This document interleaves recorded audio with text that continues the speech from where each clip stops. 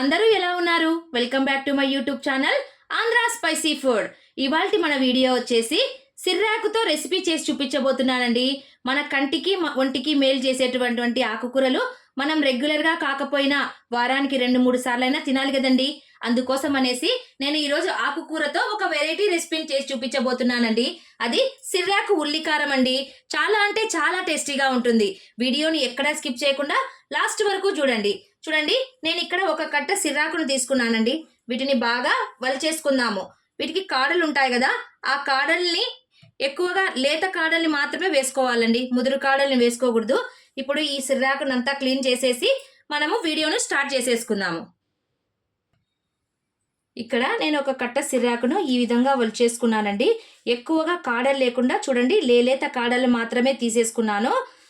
మిగతావన్నీ ఆకులనే వేసేసుకున్నానండి.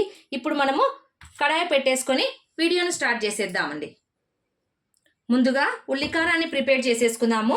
అందుకోసం నేను మిక్సింగ్ జార్ని తీసుకున్నానండి.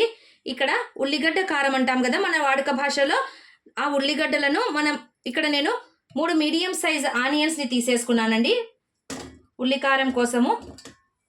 అలాగే ఒక 10 రెమ్మలు వెల్లుల్లిని కూడా తీసేసుకున్నాను చూడండి.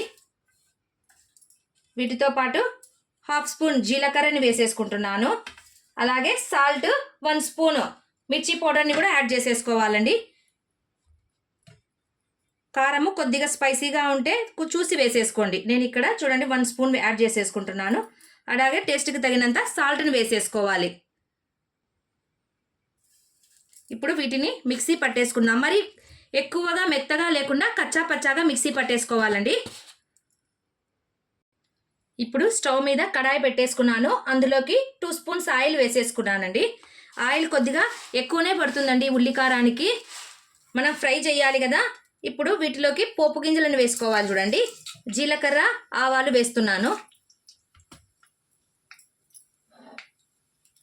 అలాగే కొన్ని శనగబ్యాళ్ళను కూడా యాడ్ చేసేసుకుంటున్నానండి. వాటితో పాటు కాస్త మినప్పాలు వేసేసుకోవాలి.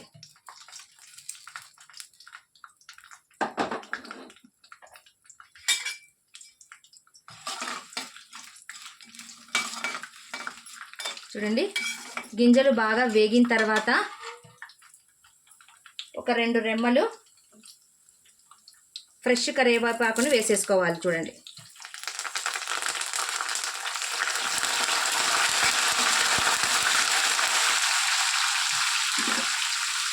ఇప్పుడు మనం మిక్సీ పట్టేసుకున్నటువంటి ఈ ఉల్లికారాన్ని ఇందులోనికి వేసేసుకొని కారం బాగా మగ్గేంత వరకు, ఇందులో నుంచి ఆయిల్ బయటికి తేలాలండి, అంతవరకు దీన్ని బాగా వేయించుకోవాలి.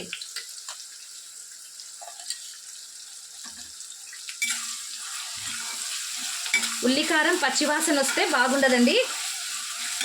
మనం ఫ్రై చేసినప్పుడు ఇందులో నుంచి ఆయిల్ అనేది పైకి బాగా తేలాలి. అప్పుడే మనకు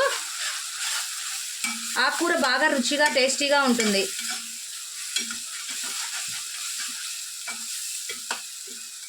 ఈలోపు మనము ఇక్కడ ఒక 3 మీడియం సైజు టమోటాలను కట్ చేసుకోవాలండి. చూడండి, 3 మీడియం సైజ్ టమోటాలను కట్ చేసుకుంటున్నాను. ఆయిల్ చూడండి బాగా తేలి పైకి వచ్చేసింది కదా. ఇప్పుడు మనం వీటిని కట్ చేసినటువంటి టమోటాలను వీటిలో వేసేసుకోవాలి. వీటితో పాటు మనం కడిగి పెట్టినటువంటి ఈ సిర్రాకును కూడా ఇందులోనికి వేసేసి మూత పెట్టేసి మనం సిమ్లోనే మగ్గనివ్వాలండి. అలాగే పసుపును కూడా యాడ్ చేసేసుకుంటున్నాను.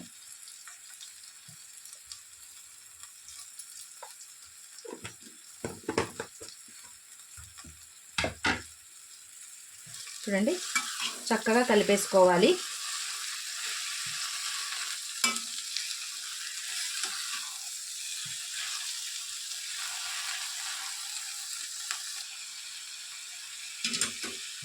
చూడండి, టమోటా మగ్గేలోపే మనకు సిర్రాకు కూడా మగ్గిపోతుందండి.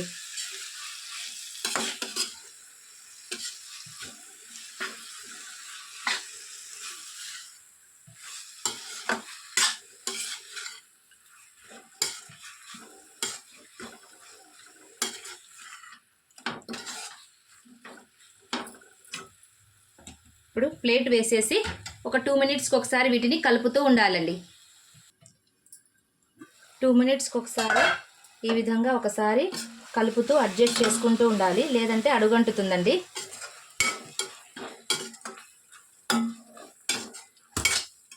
చూడండి.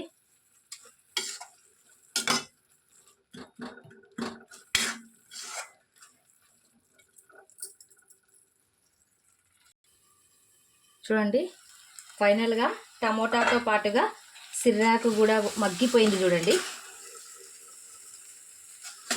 ఇందులో మనము ఎటువంటి వాటర్ని కూడా యాడ్ చేయలేదండి. చూశారు కదండి టమోటా ఎంత చక్కగా మగ్గిపోయిందో.